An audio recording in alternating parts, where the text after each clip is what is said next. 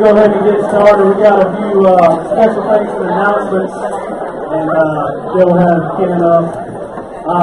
Just to introduce those of you who don't know, may have been before, some of you ladies. This is Tony Stevens, this is my dad, the executive director of River Region Ironworks Ministry, which is the ministry of, I guess, what puts on and hosts What's at Stake, which is this event we have tonight. So, Dad has been the heartbeat of this and been the driving force behind it for a while now. We're now June or July will be 4 years. July will be 4 years we've been doing this What's at Stake event.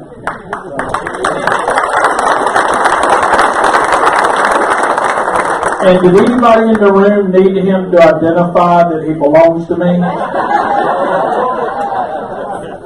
One of my brothers who's here for the first time tonight knows him and has known him since he was birthed, but knows him as Little Tony.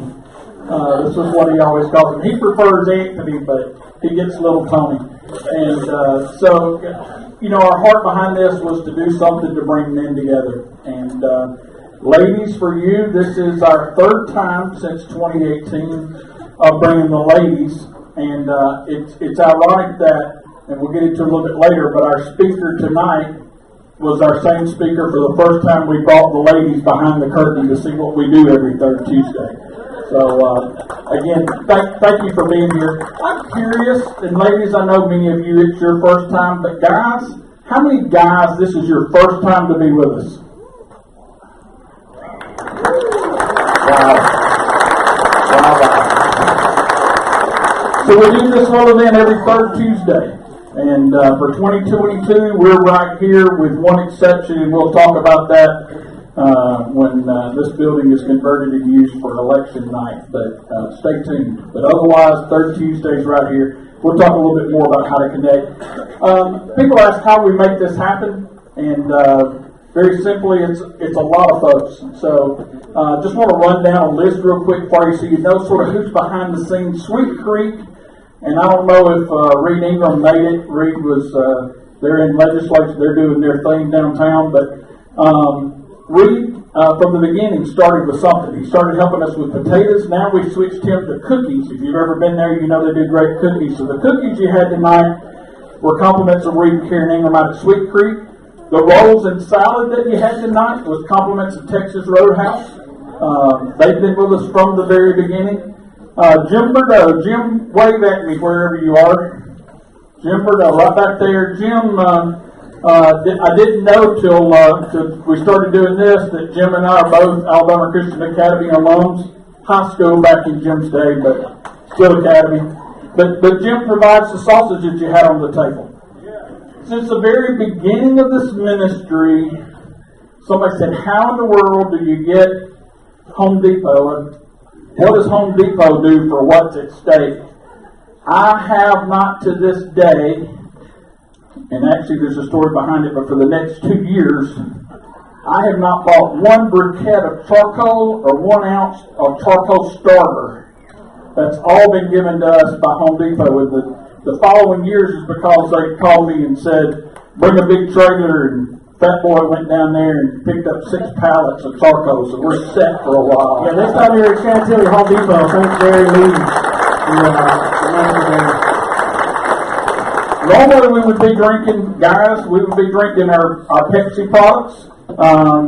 We decided that ladies don't really like canned drinks, so that's why we brought the tea out tonight. But the water that you had was compliments of Keith Basil and Buffalo Rock Pepsi. Again, someone who came to us and just wanted to help and do something. So they take care of us every month with that. Mr. Thomas Ellis, I know you're in the room somewhere right up here. Fat Boy again, there's a lot of connections to Fat Boy. And hey, only a fat boy can say Fat Boy, so it's legal. But Fat Boy's cousin, right, to Thomas. And Thomas runs Preacher's Pecan, I guess you call it the manufacturing. The little prize you had tonight, that's his baby. And that's not the first time we've had them, but man, they're a blessing. There's one on my table, I guarantee you. I like to take a breath now. Piggly Wiggly on Atlanta Highway. I actually had this written out. He wasn't supposed to talk that much. But it is what it is. Picking the week on Atlanta Highway, and he will have to fill in some of this. They, Mike, the owner there, it's been our connection for states. Yeah, when people ask, and that is our biggest expense, especially when you buy 400 of them for tonight. But he's been a blessing. He makes absolutely not one penny on those steaks. Literally, I will check with him on the Thursday before, and he'll tell me what the market price is for the ribeyes. He trims them up, does a fantastic job, and is such a blessing to us. And then Heart of the Seasoning is our official seasoning of our steaks. Tim Mulbus, Tim, you here tonight with us? Heart of Seasoning, you find that in any of your stores. I've seen it a lot lately. Big Wig, yeah, there you go. We'll connect to this too. Look at you go. All right. A couple of months ago, again, and Anthony won't let me talk long enough to tell you the history behind, the passion behind what we do, but God just continues to connect people like Thomas, like Fat Boy, like Jim. And one of those came through a unique connection where a guy came up to me a few months back. It was his second month, I think, of being with us. And he said, "Hey, man, you ever thought of doing a surf and turf night?" And I went, "Brother, it makes me anxious to swipe my card for the turf part." And he goes, No. I'll provide the surf part. So if you had some good shrimp tonight, thank our friend David Scott from the Desert Connection. Thank you, my brother. There you go. Thank you, David. And our hotel accommodation for Ken coming down here, Faulkner University, and specifically Joe Wigginson's here tonight. Appreciate you and providing that. And Ken, hope there wasn't but one or two roaches in there. He's got great accommodations, but that does take me back to one of your lines for 2019, roast beef, I think. We'll give it that. Wharf Casual Seafood. No, Greg's, no, wait at them. The reason you didn't drink soft drinks out of a can tonight is compliments of the Wharf Seafood Restaurant. Hey guys, I'm telling you, that was a bunch of tea. I filled up the back of my Nissan pickup with gallons, like 50 gallons of tea. So we're really appreciate that tonight. It did add another element. We have several local organizations that are, we like to refer to them as investors in our ministry. They invest not only financially, but a lot of them are here tonight and really pour into us. One of those being, you've heard a lot, Fat Boys Barbecue Ranch. Danny Lofton, our grill master, sitting right over here. Thank him. Good crew. Huge help. Get our grill crew. Let's get them to stand up. Let's recognize all of them. The grill crew, and I'm going to take it a step further. If you're on the kitchen crew you serve, then it's Farmville with your team. Yeah, that's it. Yeah, there you go. Come on, guys. No you here. We all pass by you. Thank you. One of the greatest successes in this ministry is I'm a small town farm boy from Mississippi, but I'm smart enough to surround myself with good people.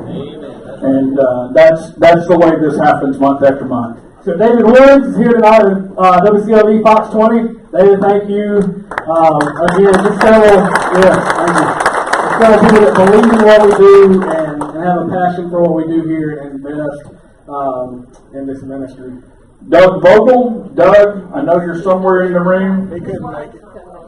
Oh, he's not here. Okay, Doug Vogel. And there's a story behind that really quick. Vogel Law Firm was Katoke and Vogel, and if it had not been for Brother Tom, we wouldn't be a 501c3 today. He led me down that path and blessed me indirectly through Doug.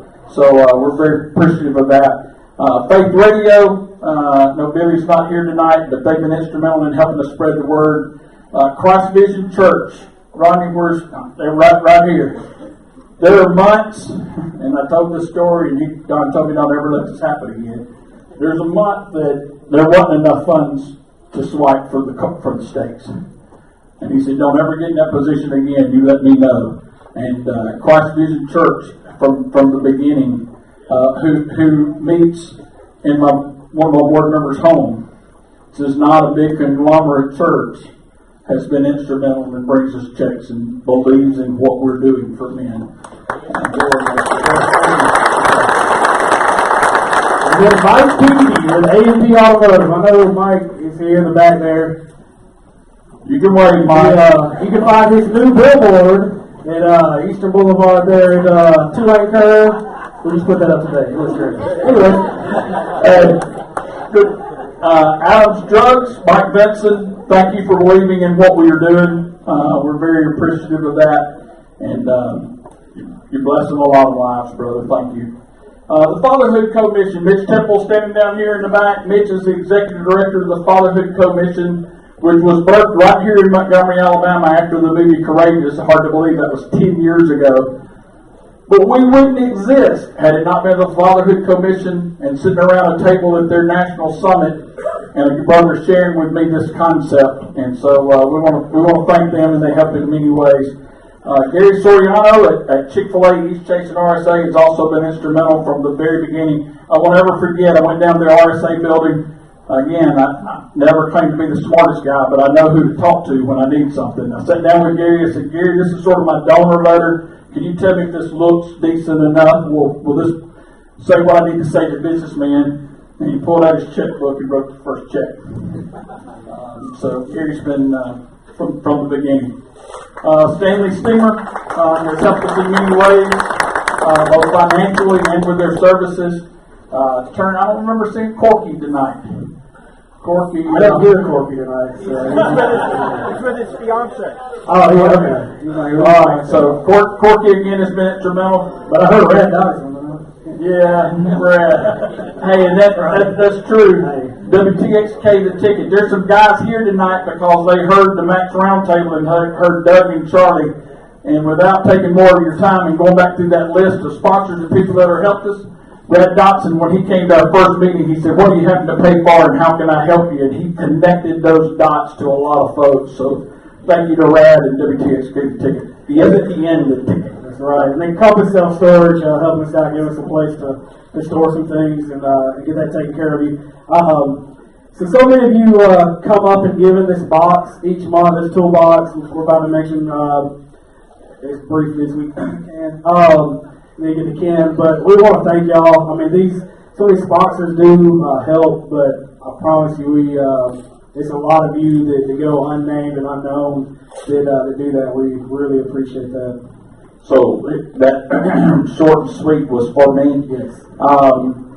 This was a passion from the beginning. We didn't have a checkbook. We didn't have a dime. My wife graciously allowed me to write a personal check to the state of Alabama to form River Region Ironworks in May of 2018. We didn't know where we were going to meet or what we were going to do. God just told me that's what I was supposed to do. And so we met the first time 2 months later. But it does take a lot. I never want you to feel like you've got to give to come to this. But if God puts on your heart and you believe in what we're doing, then there's several avenues. There is the toolbox where you can drop something in. On your tables, you wonder why Tony's ego left you a business card. It's really not for you to have my business card, but on the flip side are two really important things. Anthony, you're the tech guy. Tell me. Yeah, so those two things, one of them being the tech guy can't get the tech word. You're in the way, that's why. No, that isn't. I don't know. Mr. Pico. Oh, I hit the wrong button. There we go. That's it. I don't know what that button does. So text updates. One way, there's 300, at last count, 347 people that I send a text out to 4 or 5 times a month. Sorry if I spam your inbox, but Dad wants you to be reminded. Okay, so because old people need to be reminded. That's right. And I hear those stories that, hey, if you would have sent that out today, I would have forgotten. So that's important. So that's one way to do it. And that QR code, one of those on the back, is to scan for text updates. You can easily pull out your camera app, scan that QR code, and it will automatically create the text to 77222 and the name Free State. It will automatically populate that on your phone. All you have to do is hit send. So I'm trying to make it super easy to scan that here on the screen, or again, that's on the business card. And another reason for those cards is for you to take that card and share it. That's real easy to share with somebody else. Hey man, scan this QR code. Come be with us on the third Tuesdays. Another way to connect with us is on Facebook. Check us out there at River Region Ironworks Ministry. That's another place we create the event every month. We remind you, we share that, we have those posts there. Just trying to give you all some ways to connect, especially several new people and the ladies here tonight. RiverRegionIronworks.com. Go there as well. And then one thing many of you don't know about is we do have a YouTube channel and recording. I think I asked Ken about that. We good, bro? Okay. We'll talk later. River Region Ironworks Ministry on YouTube. There's actually Ken's video from 2019. I hope that's okay because 3.5 thousand people have already viewed it. So I might need to sign a contract or something on that one. But go check that out. There's several of them that may not be on there. COVID, stuff like that, I forgot. But most of those are all there. Jeff Strucker back in December, John A. Madison, Willie Spears, some of the most recent ones. So there is that. As long as my camera doesn't fail like it did in December, we got that, so we'll be good to go.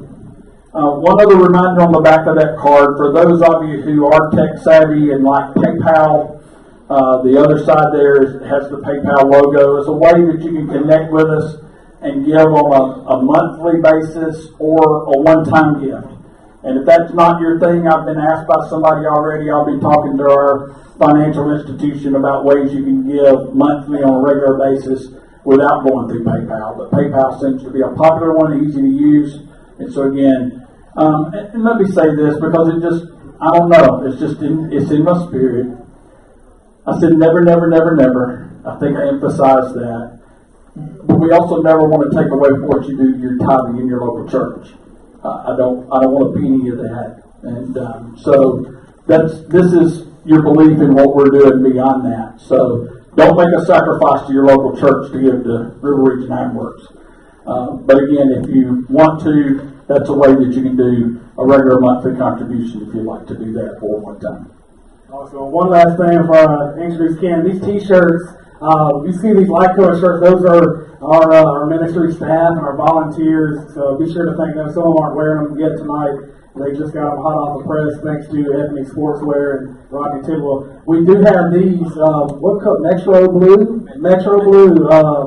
We are going to next month, we're not trying to fill all that in tonight. We will have some of those for sale, so be looking out for that. So we want to do that. You should get some people a way to identify us, and you share the word. It's got our website, that sort of thing on the logo on the back. So one of the things we came here for tonight, remember March 15th. I don't have it on my notes. March 15th, ladies, we'll see y'all next February. Men, we want you to come back next month, March 15th. And these ways to connect, I'm not going to tell you who our speaker is. Find out, we're going to send that update. We're going to let you know through those avenues as well and get that rolling. Can I plug June? Can I say that? Okay. I will tell you our speaker in June, to be looking forward to that, is Clarence Schuler and Dr. Gary Chapman will be here. So, again, we're probably looking for a larger venue, especially with the voting going on, but with Dr. Gary Chapman coming, that's going to be a big treat. So, ladies, haven't figured out if we're going to sneak y'all in the door yet, but hey, I'll have it recorded, so YouTube, there you go. So Kenn Kington, Ken is one of the most played comics on XM Radio and has a brand new special on Dry Bar Comedy, which is free on the Dry Bar app. He has 6 comedy specials that have aired on multiple cable networks nationally over the past couple decades. Born in Los Angeles, California, both parents from Montana, and raised in Georgia, he's married 26 years to the same woman, I might add, with 4 kids. One thing I don't get to say often, I want to, I guess, bring out my inner Rick Hendrick and Larry Stevens, but I don't get to say ladies and gentlemen a lot. So, ladies and gentlemen, welcome to the What's at Stake stage, Mr. Kenn Kington.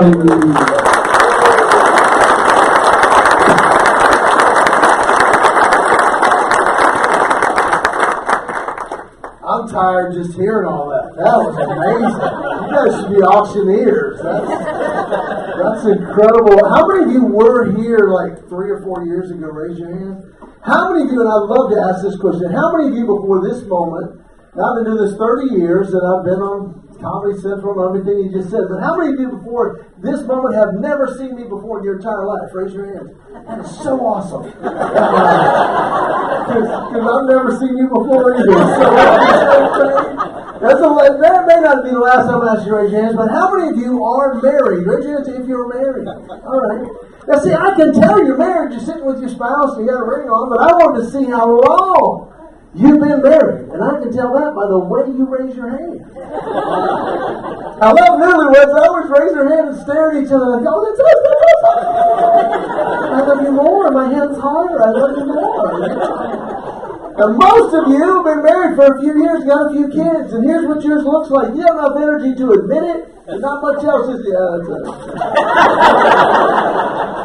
My favorite, though, are the older couples, and I'm not going to point them out, but the wife will raise one hand and go, you raise your hand.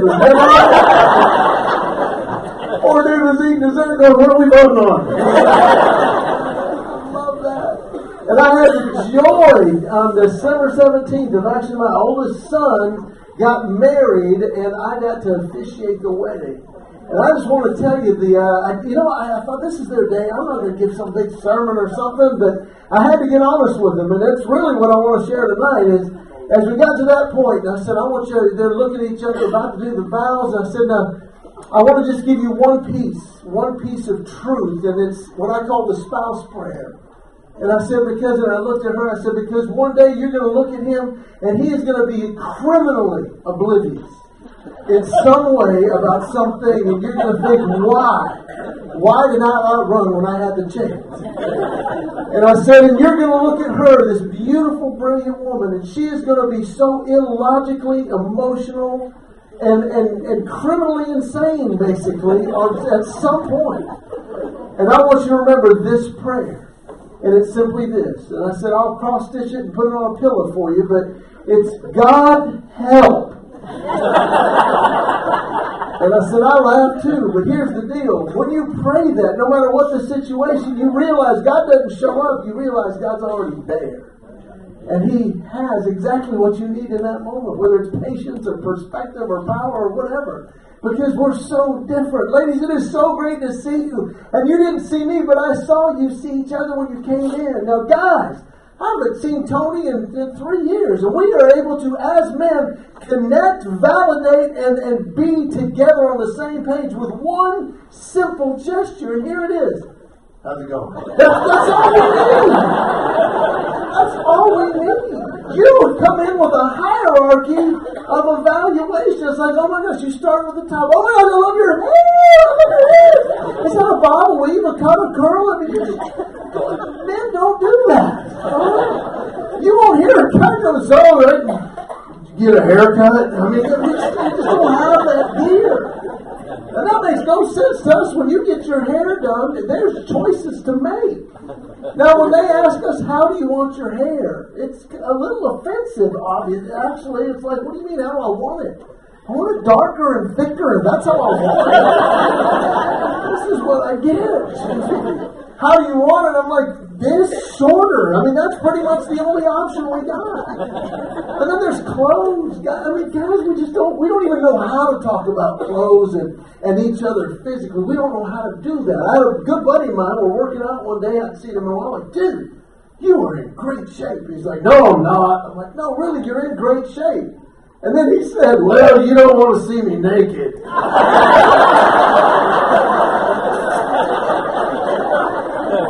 You're right. We don't have that pillar. And ladies, you're on the other end of the spectrum. You speak in code to one another and don't even realize you're doing it. You have seasons for your clothing. You'll be like, oh my gosh, I love that. That looks so good on you. That's your color. Are you a spring or a fall? Or you're a spring, aren't you? Yeah, those colors make you look thinner. Which is code for what? I think you're fat.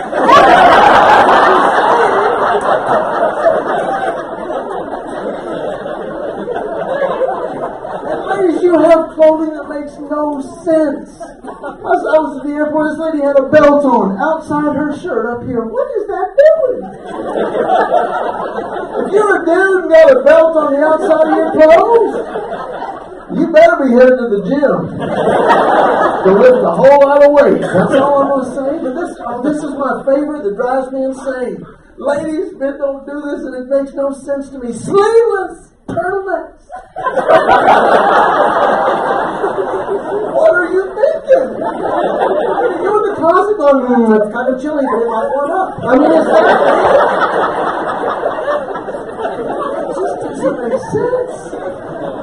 And we're trying to stay the same. We're like, you know what? And let me just, I thought, man, I'm going to be the great husband when I got married, and that went downhill really fast because I thought I knew something, but then I realized they were different. And I'll explain it this way. How many of you men have heard the phrase, I don't want you to fix it. I just want you to...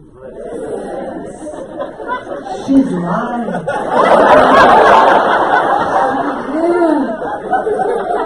On two levels she's lying. One, she doesn't realize she's lying. Because I remember vividly one time, I thought, okay, don't fix it, just listen. My wife says, I need to tell you something, so I'm listening. About 45 seconds into her explaining, she goes, never mind. So what do you mean? She goes, I can tell you're not interested. I'm listening. I can tell you everything you just said, because here's what she really means, and she doesn't realize it. She's not meaning, I want you to just listen. She goes, I want you to listen like a woman. That's what she really means. You want to know what that is? Next time she's on her phone, just listen to how she talks. Hey, what? What? No, she did not. Are you kidding me? I hate her. That's what she wants. She wants guttural validation every 3 to 5 seconds. That's what they want.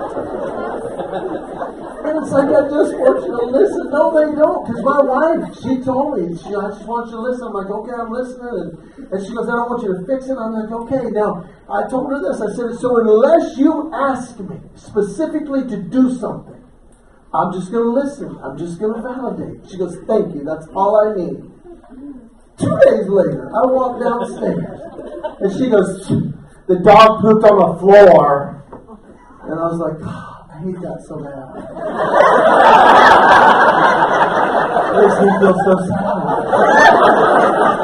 I'll see you afterwards.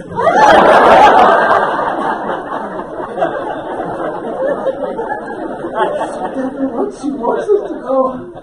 And then ladies, you are so social. Everything is social for you. We can just be around each other.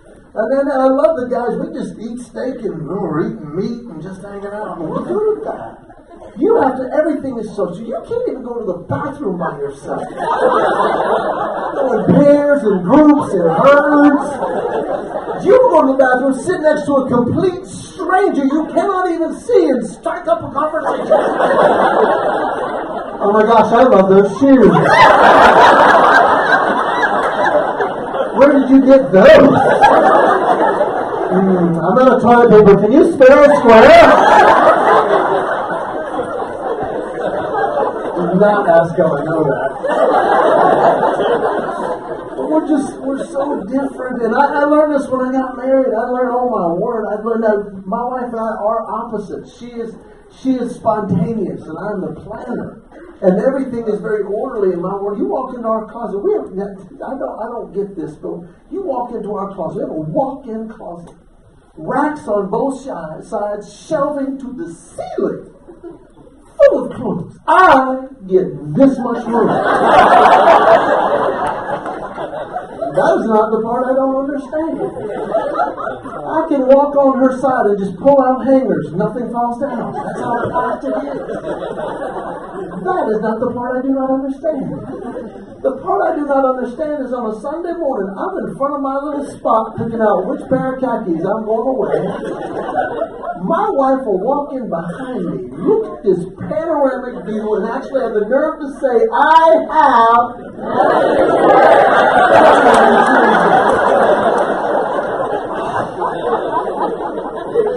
Only thing worse than that, every man in here is going to validate this for me. Ladies, we cannot understand. This blows our mind. How much hair you can lose and not any left on your head whatsoever. We take the second shower. We go to turn on the water. There's a small toupee down in the room. I don't know about y'all, I started picking up, putting on my ball It doesn't make sense. Now, I did have buddies of mine when I got married. They're like, dude, you get married, man, she's going to push you off the bed. Dude, we got a king-size bed. It don't matter. You're going to get pushed off the bed. The newlyweds, you just try to adjust, you know. It's just, I'm on the edge about to fall off. It's like, honey, okay, you know, you just lay there. And after about 3 months, it's like, hey, I'm a big person. One night I went to the bathroom, I came back, and I can't even get back in bed.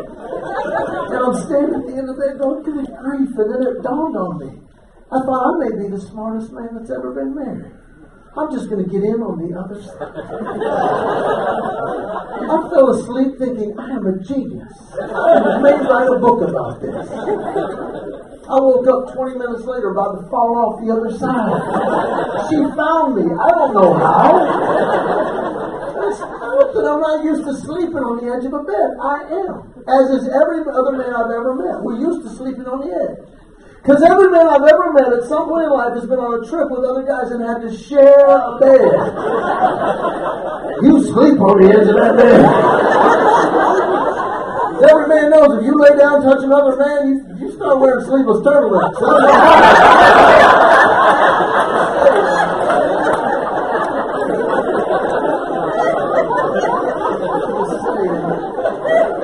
Oh my word. Because here's the deal, it's in those differences. I firmly believe God in all his wisdom and creation got all the angels together and said, hey guys, get some popcorn. This is going to be fun. I'm going to make a male and female. This is going to be hilarious. You're going to want to see this. And my response is, God help. Because God made us that way. And he's like, hey, I made you that way for a reason. To make you better for each other, with each other. It's like, oh, okay. And when we ask him for help, we get that perspective, we get that wisdom, we get that patience, we get what we need when we ask that. And don't we need that in our society today? I think we're meant to be where we are so that we can stand out a little bit more and pray God help, because here's the deal, we got so many useless choices in our society. Do you realize this? We got more choices than any other society in the history of the world. How many of you remember when TV had 3 channels? Yes. That means you're old. And it didn't get better. We got more. Too many useless choices. How many of you have ever sat in front of a TV with a remote control with 900 channels? And there was nothing on. There's too many choices. And we're solving problems nobody has. My kids mock me every year with this candy. Dad, who's your favorite candy? And it just drives me crazy. Been out about 12 years. It's tube of candy. Mini M&Ms. Have you seen them? Why? Why did we need that choice? Well, people eating regular M&Ms going, oh dang, I can't finish a whole one. I just wish they would make these smaller. I'll put out some foil and eat the rest of that later. I don't know if you travel or not. I've done my job, I travel, and I've had a lot of downtime recently, but I love hotels, and I love you just take a shower, you get to sleep, and I love they have the little shampoo and conditioner, so you don't have to remember it, and I went to grab it at this very nice hotel like a few months ago, and they did not have shampoo and conditioner. They had 3 bottles, not 2, and I'm like, what? And none of them said shampoo and conditioner. It said wash, tame, soften. I'm not doing laundry. What is this? But I'm in a hurry, so I grab them like wash. I think that's shampoo. I'm pretty sure it was shampoo, and I'm like tame, conditioner. I think maybe probably. So I did that, and I'm like soften. I didn't even know I was supposed to soften. Maybe that's why I'm losing my hair. So I soften, and it turns out that's lotion.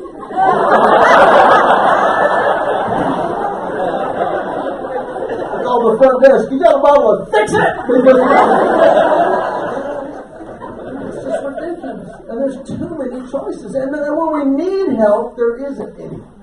And but I gotta tell you, I love tonight. And I don't know this I haven't had another meal like this, but did you enjoy dinner tonight? Y'all give them a hand one more time.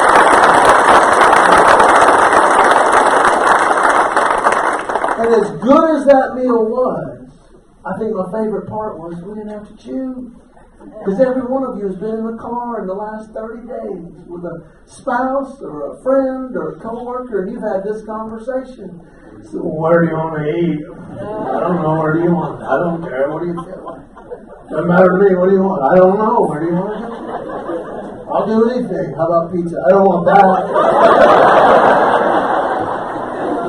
I thought you said enough! Can I tell you, I was in that moment one time, and I remember going, God help. God help. And I'm telling you, this is the inspiration practical that God gives. He's like, pick or choose. And I'm like, what? And then the idea came to me. I said, hey, well, why don't we do this? Why don't we pick or choose? You either pick three, or I'll pick three and you choose one. And it's like, what? And that's what we do all the time. We've been with other couples like, that's miraculous. Where did you come up with that? And I'm like, God gave it to me. I asked him, he came up with it. It was awesome. Because there's too many choices. You finally get to a restaurant, there's more choices. Like inside or outside, table or booth, high top or low top. And there's just thousands of choices. And then you try to get you in that choice-making mode. And I love tonight, it was just, you know what, here's your steak and your potatoes and salad, and here's sweet or unsweet. That's what you get. I love that. But they try to a restaurant.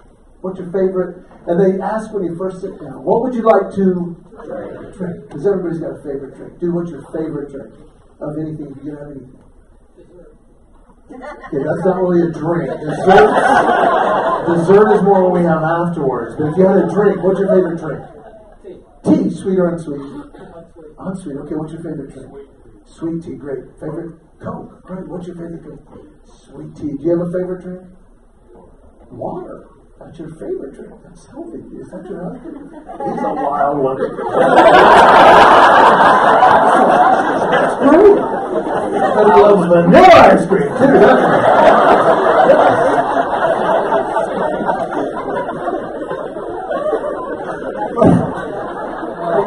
Water's healthy, and I do drink a lot of water, but I love sweet tea. Now the problem is outside the South, if you ask for sweet tea, they'll very politely and condescendingly go, that's all I'm sweet, but there's sugar on the table. And I was like, yeah, there's a moon in the sky. Because if you drink sweet tea, you know sugar does not dissolve in cold tea, does it? It's like a snow globe. You start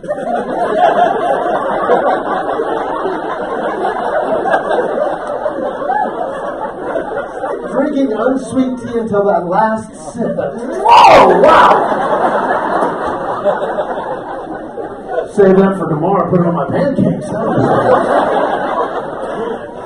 But I love sweet tea, so I started using the sweeteners. They dissolve better. Started using the pink ones. And a friend of mine goes, "Oh, you know that causes cancer in lab rats." Do I look like a rodent? So I started using the blue ones. And a friend goes, "You know that kills brain cells, causes short-term memory loss." You know that? You know? I use one of each. Somebody starts to say something, I go, "Hey, if I get cancer, I don't want to know about it."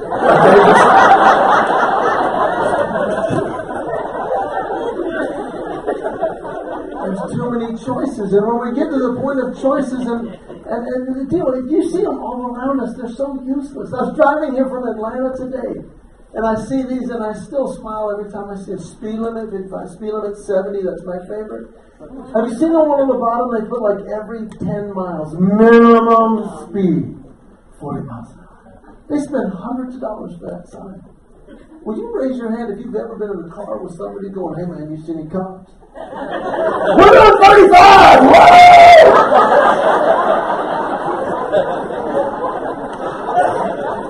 I'm sorry, you get a ticket for 35 on the interstate, it should be the death penalty. But I'm telling you, they're trying to help us and they're not helping at all. I was in Orlando, Florida. If you're ever in Orlando on I-4, you should look at this. Now, I find it funny that I-4 is east and west, but the road goes north and south. That's a government decision there. But in the median, in Orlando, only place I've ever seen this sign, in the median, they have one sign really big in one area. It says, "Do not mow." A Apparently there's some renegade landscapers driving around Orlando. Let's hear that conversation. You see any cops? Break out the John Deere, we're coming to last. It just makes me laugh. And then they're dumbing down signs. Apparently they think that we're dumber than we actually are. I don't know, but they used to have a sign, Deer Crossing. Do you remember that one? Apparently they thought that's too hard for them. We'll just cut it down. Deer Xing. Like, what is Xing? So now it's just a picture of deer. I shared that in Columbus, Ohio. And this radio DJ came up, he goes, I can't believe you said that about the deer sign. I said, well, why is that? And he says, last week my wife hit a deer less than like 10 feet from one of those signs. I said, I'm really sorry. He says, no, that's not what I'm telling you. He says, I got there and I just looked and she was okay. The car was banged up, but after I realized she was okay, I couldn't help it. I said, honey, did you not see the sign?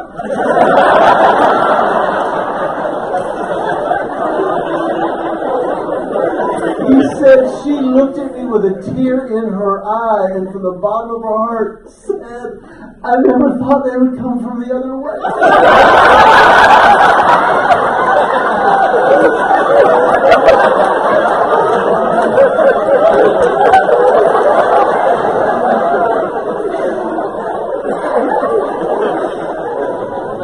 What we really need is we need real help.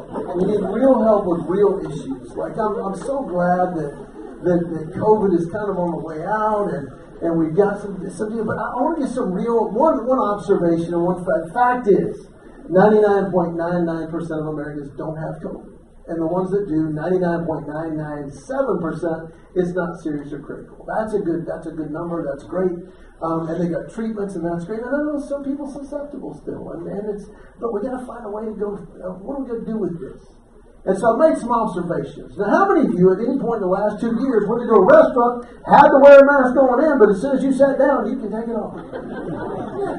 So here's my observation: COVID cannot penetrate 4.5 feet.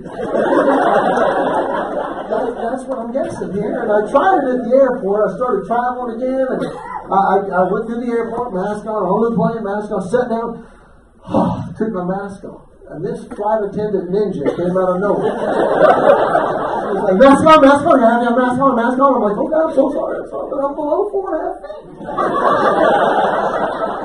She said, well, we're about to be about 30,000 feet. So I put the mask on, I'm like, okay, and I put it on. Immediately, she ran up to the front of the plane. Right after telling me to put it on, she goes, ladies and gentlemen, please keep your mask on at all times, unless you are actively eating or drinking. I'm just going to tell you, I can take that little communion cup and a 100-calorie bag of Cheetos, and I can make that last about 2 hours.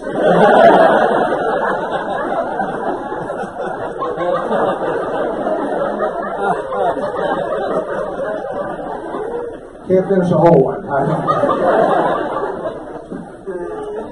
And then I thought, you know what? This is just the way life is going to be. And they came out with the whole school thing and the mask. I don't know if you ran into anybody that I would call a mask Nazi or not, but I went to the gym. They said, you got to have a mask till you get your station. All right, so I put my mask on just like this. And this lady came running out. She goes, over your chin. I'm like, what? She goes, over your chin. I'm like, oh my goodness. How many of you know that you can breathe out of your chin? I had a birthday. I tried blowing out the candles. I couldn't do it. But my favorite was I was backstage at one. I had my mask on, and the stage here, she goes, oh my goodness, this is a year. We've been in this thing a year. And she goes, oh my goodness, your mask is on backwards. Did anybody else hear this one? And I'm sitting there going, what in the world? That is so much better. I wish they would have told me that earlier. So much better. And I'm learning all kinds of stuff about COVID. And then they came out with a school, and my wife is a teacher. Any teachers here tonight? Oh, bless you. Thank you. Y'all give them a hand.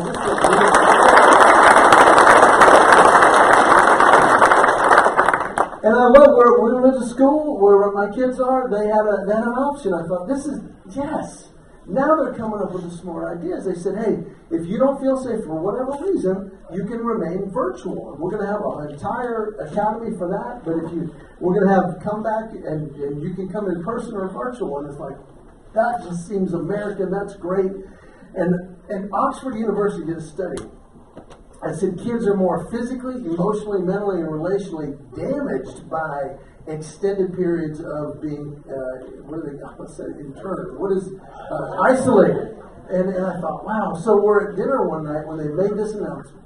And they're going to let the kids go back to school, and they're going to start 1 week with elementary, the next week with middle school, and the next week with high school.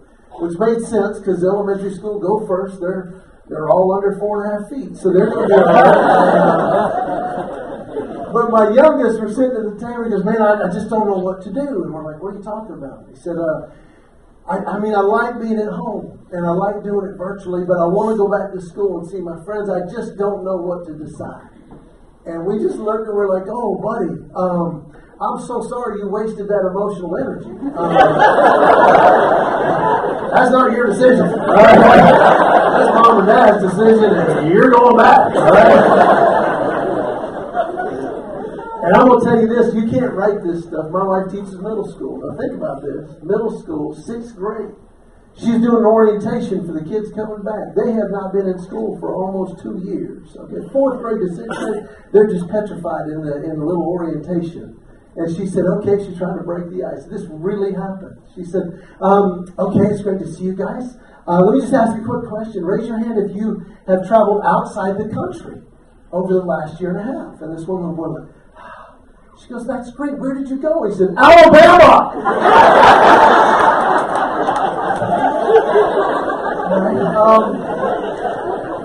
Trying to emphasize, she said, has anybody been outside the country? And this one little girl kind of arrogantly went, yes. And she goes, where did you go? She said, California. And she said, well, I'm going to have to shift tack here. She goes, where in California did you go? And she said, Las Vegas.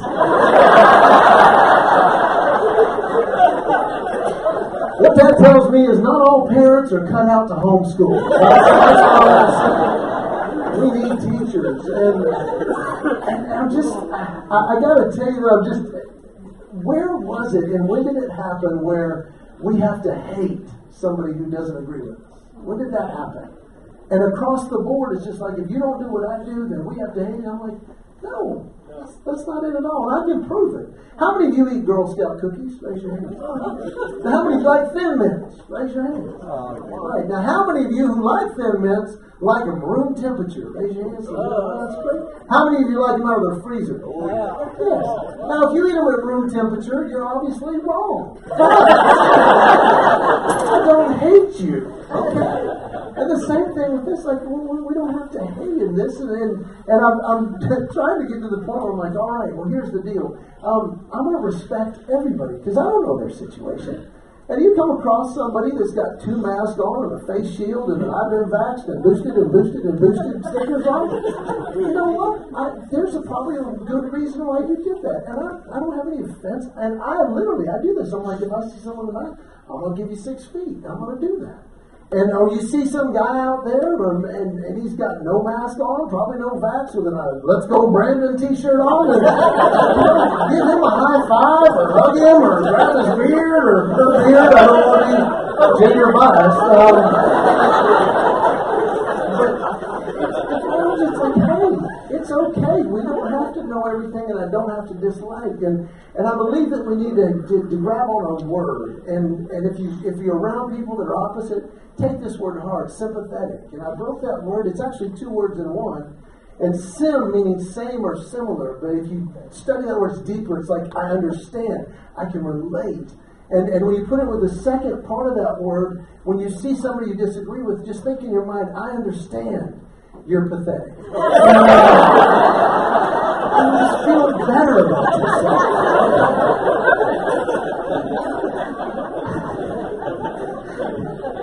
And we just got to get to that point where, like, you know, it's okay to be different. Again, it's okay to be different and to love no matter what. And the part that really got me was through this whole thing when they said non-essential workers. Who is non-essential? And if you think at any level, like how many of you at any point in your life worked fast food? Did anybody else work fast food? Yes. These are my people. Yes. They're essential, okay? And it's essential that you don't give them a hard time. Respect them. Because they're getting us food, and I was in line behind this dude one day of not too long ago, and he's just reaming this poor little girl. I'm like, dude, she showed up. And why are you giving her a hard time? He's like, I said, don't pedal us. How would you take it back there? Don't just take the pedal up and give me a new start. And she's like, okay, I'm so sorry. She goes behind the counter. I didn't do it, but I wanted to go, dude. She showed up for work. And you paid $5, you got food in the bag. Be happy. You can take the pickles off your side. Right? But I didn't say anything because I used to work fast food. And I don't know what was on his sandwich when it went behind the counter. He didn't know what was on it when he comes back. That's all I'm saying. I give them a hard time. And then I see jobs I couldn't do. Like, do they have road construction in Montgomery? Every now and then. Those guys out there in the hot and the cold holding that sign. Stop. Slow. Stop. Slow. Now I'm telling you, these guys make good money. But I could not do that job. And I have a respect for those guys out there doing it. Because with my personality, after about an hour, I would start messing with people. Stop. Stop!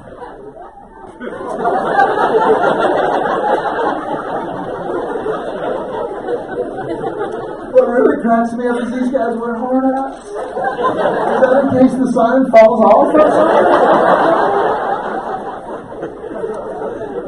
And I know I give them a little bit of a hard time, but I love flight attendants. They're just great people, and they're such a hard spot.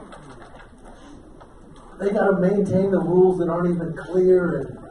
And I'm just telling you, I couldn't do that job. One flight of having to stand at that door at the end and say, okay, bye-bye, okay, bye, okay, bye-bye, okay, bye, we'll see you. Get on the plane! It's one door! It's the same one you came in. But the part I really couldn't do is the part they're required by FAA law to do at the beginning of every flight. To fasten your seatbelt. Put this end into this end. To release him. I'm telling you, I would snap. Direct your attention to Ken. He's going to show you to fasten your seatbelt. Okay. How's that? You know what? If we're in a crash and you can't figure this out, you deserve to die. If we lose cabin pressure, there's a bright yellow oxygen mask swinging in front of your face. And you can't figure out. Maybe your DNA does not need to be passed on.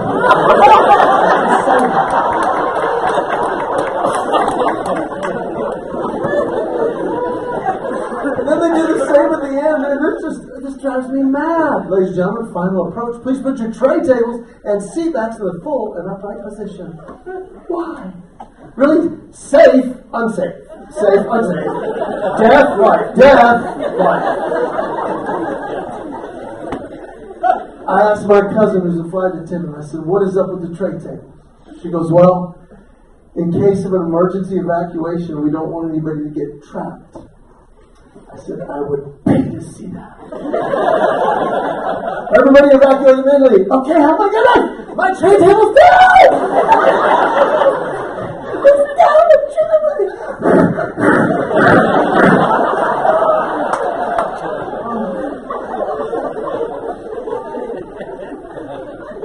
I've seen one job in my life. 30 years of doing this, I've seen one job in my life. If I did not do this, I would want to do. Only one. I was in Phoenix, Arizona, did the show, back to the hotel, turn on the TV.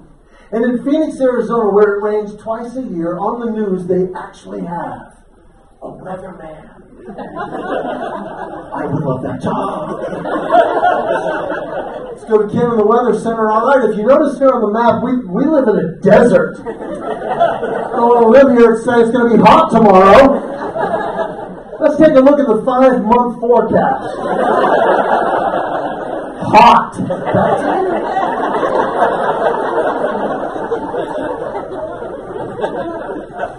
And there's a lot of great jobs out there, but in every job, I don't care how great your job is, there's those days. And I want you to think about that day in your job, okay? I want you to think about it for a minute. Because the next time you have that day, I want you to remember this one simple truth, the job that I would never want. My wife and I, when our daughter, she's 18 now, but when she was a baby, we thought she had a fever. She said, go get a thermometer. We don't have one anymore. If you have a baby, you know they have a special thermometer. It's a rectal thermometer. And I went and got it, and we took her temperature. She was okay. But in the process of reading to make sure I did it right, I saw this on the packaging. And the next time you have a bad day, I want you to remember this. It said, each thermometer has been individually tested.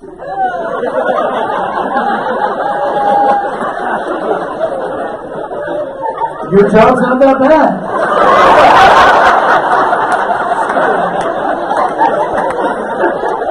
See, this poor guy coming home from work.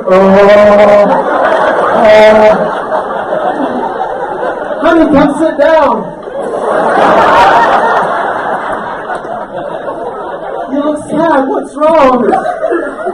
Next week I gotta work overtime.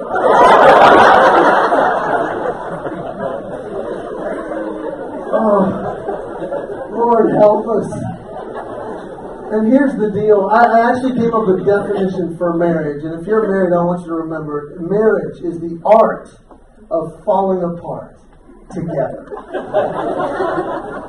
Because you never know when it's going to pop up. I'm driving last week. Last week, I'm driving. We're going to breakfast, my wife and I. We're going to go over all kinds of things. And I just looked over. I said, hey, I love you. And she said, oh, that's so sweet. Well, what made you think of that?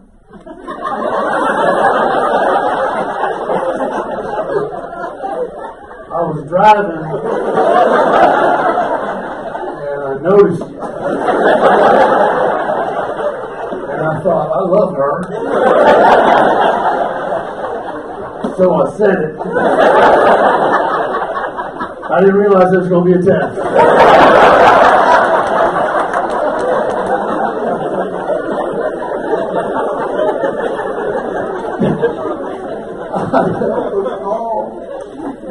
Because we are different, and you know what's in those tense times where we're either going to get closer or we're going to get further apart. And just to say, you know what?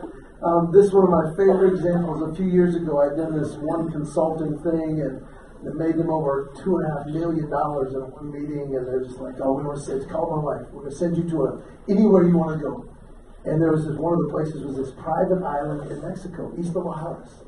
This little resort, all inclusive, and the meals and everything. But the bellhop was also the desk clerk, was also the waiter, was also. I mean, he did kind of everything. And one day she's like, "I want to go paddleboarding." I'm like, me too. So we go down to the beach, and Juan's like, Mr. Kenn, how are you today? Like, great, we want to go paddleboarding. Oh, you love paddleboarding? It's great. He says, let me get the paddles, and he comes down, he says, let me tell you the quick rules. You see the jetty over there? No go past the jetty. And then the dock where the dolphin exhibit is, no go past the dock. And about 80 yards off the shore is the current by the island. No go 80 yards, you end up South America. We get the vest on and we start paddling. My wife is like, I want to see the dolphins. I'm like, me too. So we go over and we're looking under the dock. And it was one of the coolest things I've seen in my life. 8 adult dolphins. I'm like, this is amazing. Now my wife is the spontaneous one. I am the rule follower. And she says, you know what would be cool is if we went around the dock. I bet we could see more dolphins. And I said, well, probably, yeah, but Juan said no go around the dock. And there's some rules. And she looks over her shoulder as she starts to paddle away. She said, what are they going to call the paddleboard police on us? And all I'm going to say is when I meet Adam in heaven, I got no stones to throw at that brother. That whole apple thing, I just went, okay. And I just went right with her. We get around the dock, and she was right. There were more dolphins than I could count. I'm like, this is incredible. But we hadn't been there more than 5 seconds when out of nowhere I hear,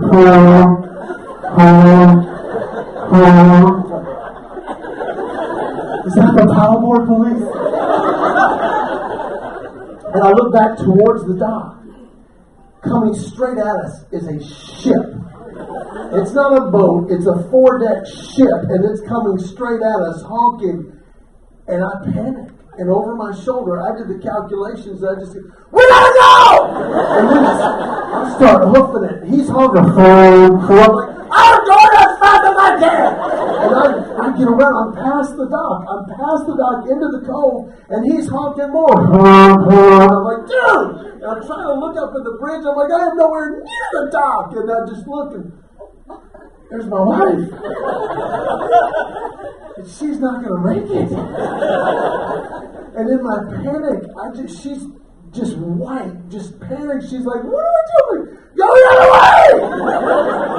And she's turned around, and she's not even 3 strokes, and this ship's coming in front of me. I'm like, I'm just like, I cannot accurately describe that feeling. It was regret, it was anger, sadness, every negative emotion. And I stood on that board for, well, it was a good 20 years. As soon as he docked, I started getting around the ship. Right as I got to the corner, I could see my wife. She is paddling like a cartoon character. And she's going this fast. Because she's in the current. And she looks at me with this painstaking look. What do I do? It just came out before I thought it and filtered it, and I had nothing. I just went, "Power!" And she waved to me, but she only used one finger.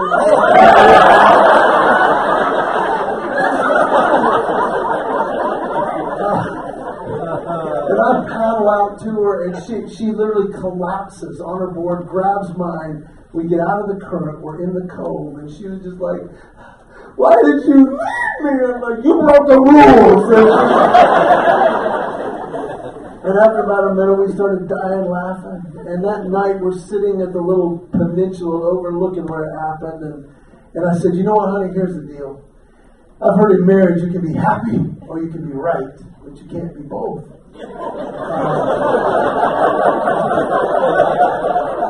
I'm going to tell you, I'm going to add another one to it. I said, because here's the deal, baby. I know that life's not always going to be happy, and I know I'm not always going to be right or going to be wrong. I said, but I'm going to tell you this, I'm never going to have that feeling again. And I'm so sorry. I said, because here's the third one. No matter what, we're going to be together. Period. You get hit by the ship, I get hit by the ship. We're together. We have a plank. It's like 6 feet by 2 feet over our bed. It says, above all, together. And it's one of those where it's like, you know what? God, thank you for letting me see that. And every time I ask, I'm in that situation, what do I take from this?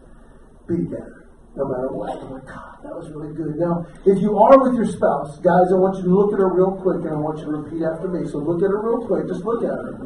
And I want you to say, sweetie or honey or whatever her pet name is. Okay? And then I want you to repeat after me. At least, I'm not as bad as Ken.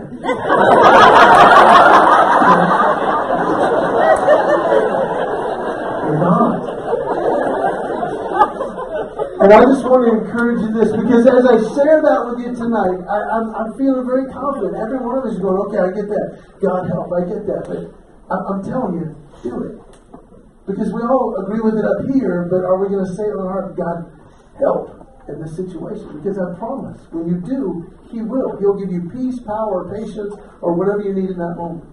And it's not about knowing, it's about doing. I want to leave you with this mental picture of what that looks like. A buddy of mine one Sunday, back when church, before smartphones, and you would pass notes on the offering envelopes. You remember those with the little church golf pencils? You know what I'm talking about?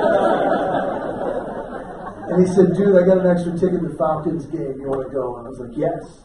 The Falcons, it's like professional football, it's not as good. But it's a cool stadium, right? So, and he said, I'm leaving right after church. I'm like, I'm in. And the pastor said, amen. And we were out the back door. And we had great seats. It was at the old Georgia Dome. I had never been before. And we had great seats. We were in the 5th row from the roof. other friend was like, which team are we? And I said, we're the little red and silver dots. But after the game, you have a choice. And I saw the ramps. You know the ramps that spiral and you have vertigo by the time you get to the bottom? And I go to get on that ramp. And my buddy says, hey, come here. And I'm like, dude, we got to go. Here's the ramp. And silly me, he had been there before I had not. He says, come here, just trust me. We walk down a short hall around a corner. And on the top level, on each end, is an express escalator. It goes from the top level all the way to the street level. It's like 100, 150 yards long. It's huge. And we get on that. And you see people walking and they're just going down. It's like, this is amazing. The only problem was halfway down. It broke. But then we stood there. And we stood there. After about a minute, I'm leaning over like, why are we just standing here? And I can't see because hundreds of people are leaning over and complaining, go, why are we just standing here? And after 2.5, almost 3 full minutes, frustrating, complaining, this is ridiculous, a guy in the back, I wish it was me, out of frustration, screams at hundreds of people, walk! Just walk! And we all started walking down.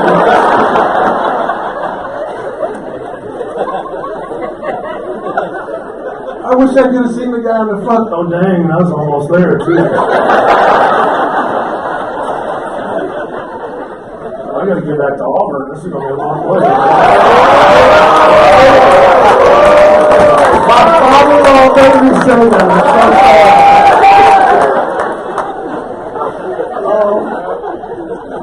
Should we eat the rest of this M&M now?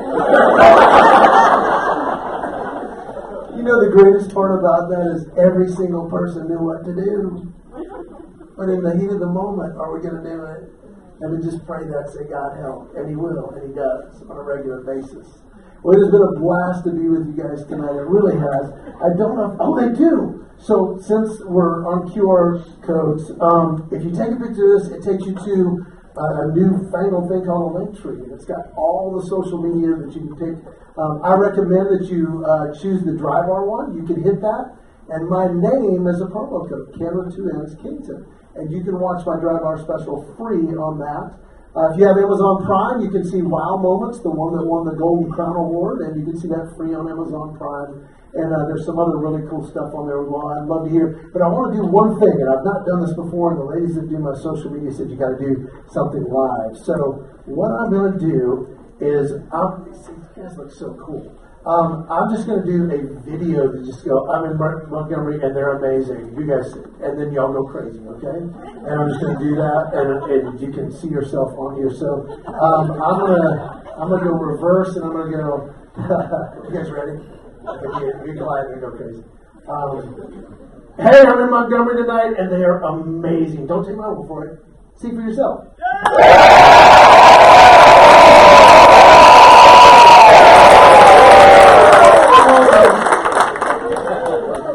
That'll be on Instagram if you hit that one. So thank you for letting me be a part of this incredible night. You guys are amazing. And Tony, if you have 10 more announcements, come on up here and do that. Do you have anything else? You want to say goodnight? We've got one more thing. Okay.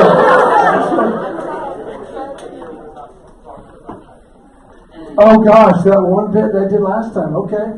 I actually do in some shows do a bit. So I am getting older, and older is not easy. And my wife and I were in a movie. Gosh, at that time it wasn't too long ago. We got up at the end of the movie. Now I don't know if you ever had this happen or not. She gets up to walk out, and she's like, "Oh my back! Oh my back!" I'm like, "You okay?" She goes, "No, my back, it hurts." I said, "Yeah, that happens to me sometimes." She goes, "No, I mean it really hurts." I said, "I know. I asked the doctor about it last time," and she goes, "What did he say?" And I said, "Well, he told me it was, you don't understand, my wife is a recovering hypochondriac. I'm a comedian." And it just came to my mind. I said, "He told me it was the early stages of OLD."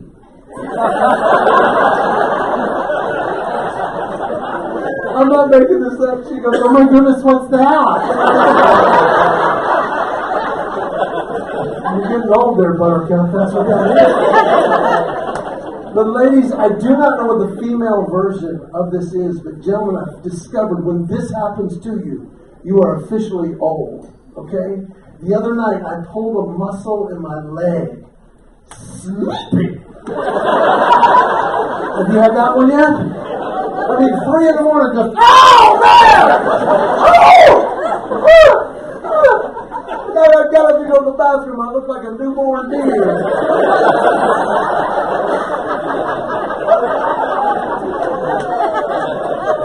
I shared that at the show the next week, and this 20-something kid came up. He goes, "Hey, man, great show." And I'm like, "Thanks." He goes, "You know what that is, right?" I said, "What are you talking about?" He says, "The cramp.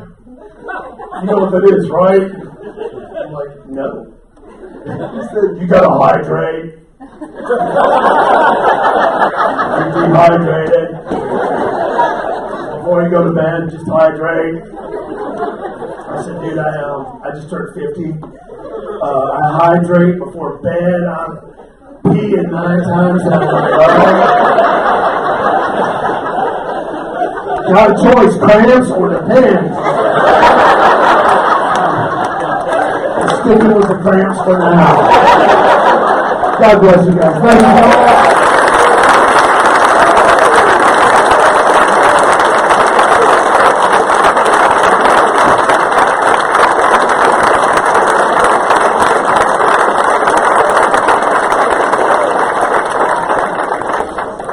We're just about through. We won't hold you much later. It's good to have you here tonight on the ladies. If you have grandchildren, you remember me. I was Larry Stevens on the radio. In fact, I've had a couple. Maybe we talked about our grandkids because she was 10 when I moved here, so now she's got grandkids. So, anyway, it's great to be here with you. We have fun every month. As men, we look forward to having you ladies back. If you can help in any way, drop something in the toolbox. Third Tuesday next month, we'll be back here. And Jimmy Baker, we're going to close in just a moment. He's going to lead us in Amazing Grace. Let's pray. And Jimmy, you'll lead us in the song. Father, we come to you tonight to thank you for this time together, to be able to laugh, to enjoy each other's company, to show our wives, the people who make our lives special, how much we think about them. So we thank you that we came here. We thank you for those that provided such a great meal to us this evening. But Father, as we leave this place, let us go and share that we have hope that goes beyond this earth. Let us share Jesus Christ with others. In His name we pray. Amen. Don't we stand on this? Let's stand. Amazing grace.